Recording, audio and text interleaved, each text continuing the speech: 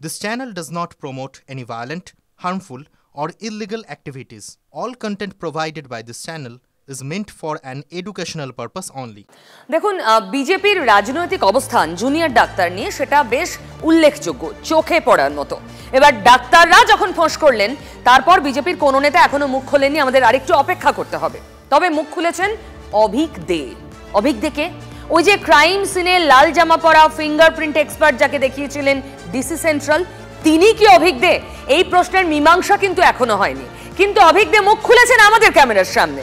Mascot spin control ল্যাবের পরীক্ষায় এটি প্রমাণিত। কেয়াসেট আলোপেক্স পেন্টা অ্যাক্টিভ নতুন চুল গজাতে সাহায্য করে, চুল পড়া বন্ধ করে। Keya Seth Alopex penta active 10 hair fall প্রবলেমের একমাত্র সলিউশন। সৌরভ দত্ত আমার সহকর্মীর কাছে, আমি সৌরভের কাছে যাওয়ার আগে ঠিক কি বলেছেন অভিক দে একবার শুনিয়ে দেবো আপনাদের। আমি এরকম অনেক কথাবার্তা শুনছি আগের দিন রাত থেকে, 8 তারিখ রাত থেকে 9 তারিখ সকাল থেকে। আমার তো ফোনে টাওয়ার লোকেশন থাকবেই, সেখান থেকে যারা যা দেখার নিশ্চয়ই দেখছে এবং সময় অবশ্যই উত্তর দেবে যে কি অ্যাকচুয়াল ঘটনা। তুমি কি ফিঙ্গার এক্সপার্ট?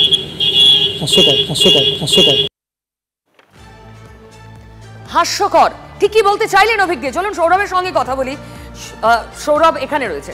সৌরভ, মোক্ষম দুটো প্রশ্ন, যে প্রশ্নের উত্তরে উনি খুব ঘুরিয়ে পেঁচিয়েই উত্তর দিলেন। একটা হাস্যকর বলে উড়িয়ে চলে গেলেন, আর তার আগেরটাতে তিনি টাওয়ার লোকেশনের উল্লেখ করলেন। আসলে দুটো মোক্ষম প্রশ্নের উত্তর কি আমরা পেলাম তার সঙ্গে কথা বলে? দেখো পিউদি, অভিক দে বিরুদ্ধে যে অভিযোগগুলো ছিল সেই অভিযোগের দুটো দিক ছিল। এক, আরজিকর মেডিকেল কলেজে ঘটনার দিন অভিক দে কী করছিলেন তার বিরুদ্ধে অভিযোগ ছিল তিনি বহিরাগত। অভিক দে মানলেন অভিক দে বহিরাগত।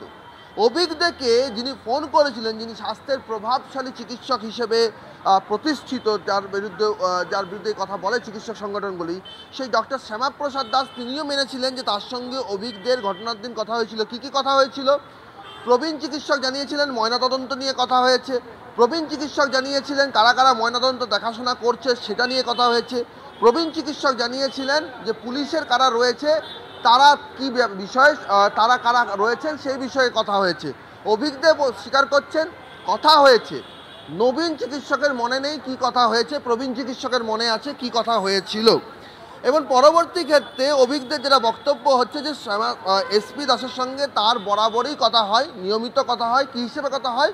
উত্তরবঙ্গের যেহেতু প্রাক্তনী, উত্তরবঙ্গ লবি, যেখান থেকে সূত্রপাত হয় যে উত্তরবঙ্গ লবি কেন, কারণ উত্তরবঙ্গ মেডিকেল কলেজের কয়েকজন ছাত্র একটা জোট হয়ে একটা শিবির করে তারা কিন্তু স্বাস্থ্যের নিয়ন্ত্রক শক্তি হয়ে উঠেছে। একদম সৌরভ, আমি দুটো জিনিস খুব স্পষ্ট করতে চাইছি। এসপি দাস বলেছেন তোমাকেই দুদিন আগে যে আমার সঙ্গে অভিক দের অনেকবার কথা হয়েছে, ক্রাইম সিনেই ছিলেন এরকম না বললেও ওই ঘটনা সংক্রান্ত কথা হয়েছে, এটা মেনে নিয়েছেন এসপি দাস।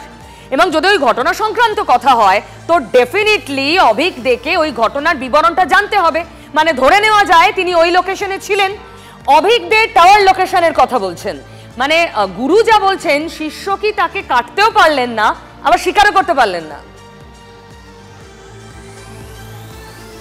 একেবারেই তাই, কারণ ময়না তদন্তই এখন সিবিআই তদন্তের অভিমুখ।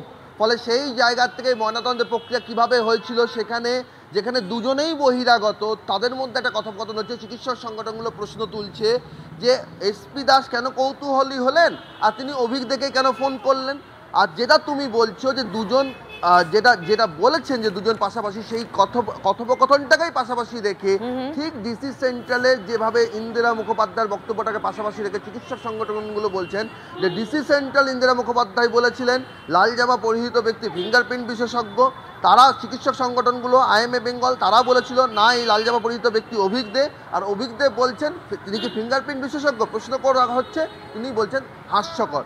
ফলে কোথাও ফিঙ্গারপ্রিন্টের তত্ত্বটাও কি দুর্বল হয়ে গেল না, এই প্রশ্নটাও তুলছে চিকিৎসক সংগঠনগুলো। ফলে সব মিলিয়ে ময়নাতদন্তে। তোমাকে অনেক ধন্যবাদ সৌরভ। সত্যিই তো ফিঙ্গারপ্রিন্ট বিশেষজ্ঞ এই যে বক্তব্য ডিসি সেন্ট্রালের, দেখুন আইএমএ এটাকে তার পরদিনই নস্যাৎ করে দেয়। একাধিক প্রশ্ন ওঠে ডিসি সেন্ট্রাল মানে কে। অভিক নিজে কিন্তু অস্বীকার করলেন না, তিনি বললেন না এটা সর্বৈব মিথ্যে, তিনি টাওয়ার লোকেশন দেখালেন। আর তার গুরু দুদিন আগে আমাদেরকেই বলে রেখেছেন তিনি তিলোত্তমা কাণ্ড নিয়ে আপডেট নিচ্ছিলেন অভিকের সঙ্গে বারবার ফোনে কথা বলে। যদি লোকেশনে না থাকেন অভিক কোন আপডেট দিচ্ছিলেন, কোন টাওয়ার লোকেশনের কথা দেখাচ্ছেন অভিক?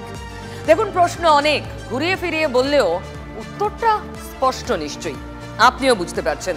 সুপার এক্সক্লুসিভ কি বলেছেন অভিক, আবার শুনুন।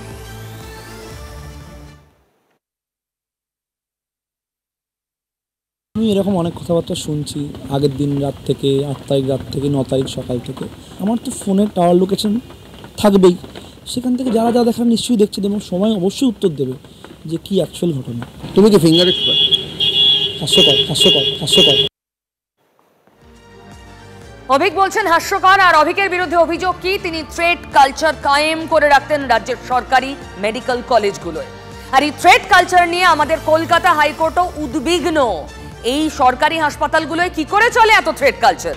কি বলেছে কলকাতা হাইকোর্ট, বলবে শ্রাবন্তী, আমার অন্য সহকর্মী। শ্রাবন্তী, দেখো, একটি জনস্বার্থ মামলা হয়েছে যেখানে রাজ্যের বিভিন্ন সরকারি মেডিকেল কলেজে থ্রেট কালচার এবং উত্তরবঙ্গ লবির প্রভাব নিয়ে আলোচনা করা হয়েছে এবং সেই সংক্রান্ত অভিযোগ জমা পড়েছে প্রধান বিচারপতির কাছে। সেই মামলাটি দেখেই বিস্মিত প্রধান বিচারপতি। তিনি বলেন যে এটা এমনই একটা অভিযোগ যেটা এজি অর্থাৎ অ্যাডভোকেট জেনারেল ছাড়া এই মামলা শোনা সম্ভব নয়। একই সঙ্গে সেই অভিযোগটি পড়ে তিনি বিস্ময় প্রকাশ করে বলেছেন যে অভিযোগকারী তিনি বলছেন যে একজন বাবা তিনি তার চিকিৎসক মেয়েকে বলেছেন নিরাপত্তার জন্য ছুরি দিয়েছেন, আরেকজন পেপার স্প্রে নিয়ে ঘুরছেন। এই যদি মহিলা চিকিৎসকদের, পড়ুয়া মহিলা চিকিৎসকদের অবস্থা হয় তাহলে কিভাবে সম্ভব, তারা কিভাবে কাজ করবেন? 60% মহিলা চিকিৎসক কাজ করছেন, তারা আদতে কতটা সুরক্ষিত সে নিয়ে তিনি প্রশ্ন তুলেছেন। আগামী 21শে নভেম্বর পরবর্তী শুনানি এই বিষয়ে উত্তর দেবেন এজি। ধন্যবাদ শ্রাবন্তী।